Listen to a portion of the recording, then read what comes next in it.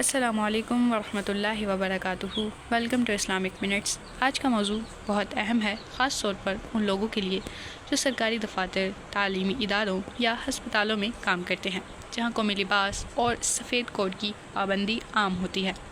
کیا اسلام ہمیں کسی خاص لباس پہننے کا حکم دیتا ہے؟ کیا سفید کوٹ یا قومی لباس کا لازمی قرار دینا شرعی لحاظ سے جائز ہے، اور اس پر عمل کرنے سے گناہ ملتا ہے یا ثواب؟ آج ہم قرآن و حدیث کی روشنی میں اس پر گفتگو کریں گے۔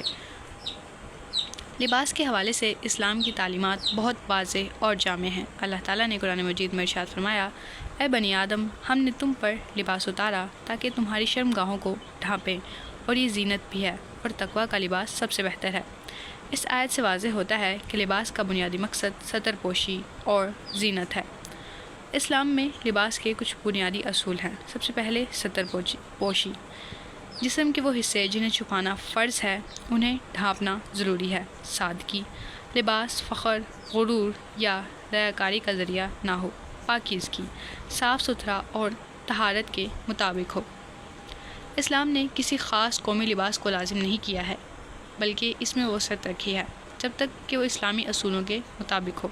نبی کریم صلی اللہ علیہ وسلم کے زمانے میں لوگ مختلف طرز کے لباس پہنتے تھے، اور آپ صلی اللہ علیہ وسلم نے کبھی کسی خاص لباس کو فرض نہیں کیا۔ حضرت عبداللہ بن عباس رضی اللہ عنہ سے روایت ہے کہ نبی کریم صلی اللہ علیہ وسلم نے فرمایا، کھاؤ، پیو اور پہنو اور صدقہ کرو، مگر اسراف اور تکبر کے بغیر۔ اس حدیث سے معلوم ہوتا ہے کہ اسلام میں لباس کا معاملہ آزادی پر مبنی ہے، جب تک کہ وہ اسلامی اصولوں کے خلاف نہ ہو۔ اب سفید کوٹ کی پابندی کیا اسلام میں جائز ہے؟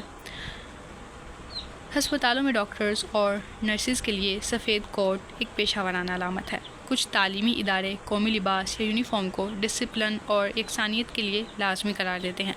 اگر یہ پابندی سہولت، پہچان اور پروفیشنل ڈسپلن کے لیے ہو تو شریعت اس میں کوئی ممانعت نہیں کرتی، لیکن اگر کسی کو زبردستی کسی غیر اسلامی لباس میں ڈھالنے کی کوشش کی جائے تو اس پر منع فرمایا گیا ہے۔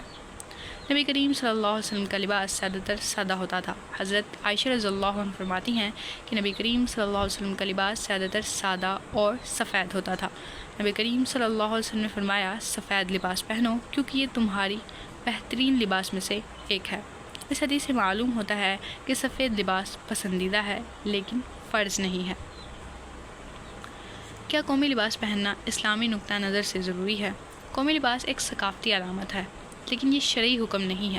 اگر کوئی ملک یا ادارہ قومی لباس کو لازمی قرار دے اور وہ لباس اسلامی اصولوں کے مطابق ہو تو اس میں کوئی حرج نہیں ہے، لیکن اگر کوئی شخص اپنی ثقافت یا فیشن کی وجہ سے اسلامی لباس کو ترک کر دے تو یہ قابل غربت ہے۔ نبی کریم صلی اللہ علیہ وسلم کا فرمان ہے، جو جس قوم کی مشابہت اختیار کرے گا وہ انہی میں سے ہے۔ اس کا مطلب یہ ہے کہ ہمیں اپنی اسلامی شناخت برقرار رکھنی چاہیے۔